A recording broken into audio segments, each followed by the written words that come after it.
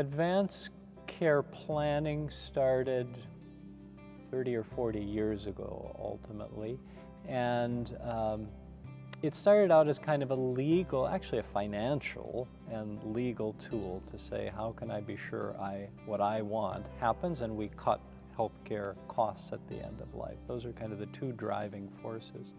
We've recognized over time that written documents can be as clear as they desire to be, but there's always a need for interpretation.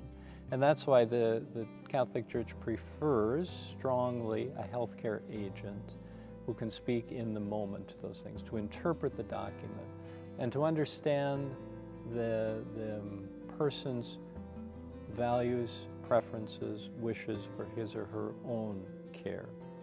And there is no guarantee. A document does not guarantee that it's not like a script or medical orders that will be necessarily followed, but it's your best chance to have a voice when you can't have a voice for yourself. And that's why an agent who really understands you can bring those lived values into the conversation. This is what was really important to John, or really important to Mary. I've known them for all these years. I've seen how their faith is important to them. I know they would want to follow Catholic teaching at the end of their life. And that it doesn't answer all the questions. The ethical and religious directives or these guides don't give you a clear answer, but they give you tools in order to consider the options and to respect what Catholic teaching would ask of us. What's another advantage of doing advanced care planning or a healthcare directive? Sometimes it's even a little act of catechesis, you know.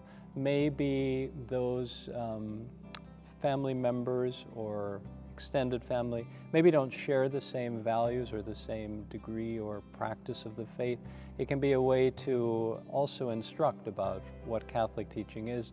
And it's often a sacred trust to be an agent or to be involved in these conversations. And our goal, you know, when we do ethics consults, for instance, is always on the best interests of that person, that patient. It's not what I would want or what I think this person should choose. It's about how do I represent the values of my loved one or this individual that we are discussing, if, you know, as professionals. The focus is always on that individual, and that's really what we're trying to give a voice to, that person who is not able to, in the moment, to speak for him or herself. In a pluralistic society, people are going to have different values, and it's one of the professional skills that providers develop, whether they be physicians, nursing, other allied health professionals, is to sort of leave behind my values and preferences in order to honor and advance those of the person I'm caring for, even if they might differ.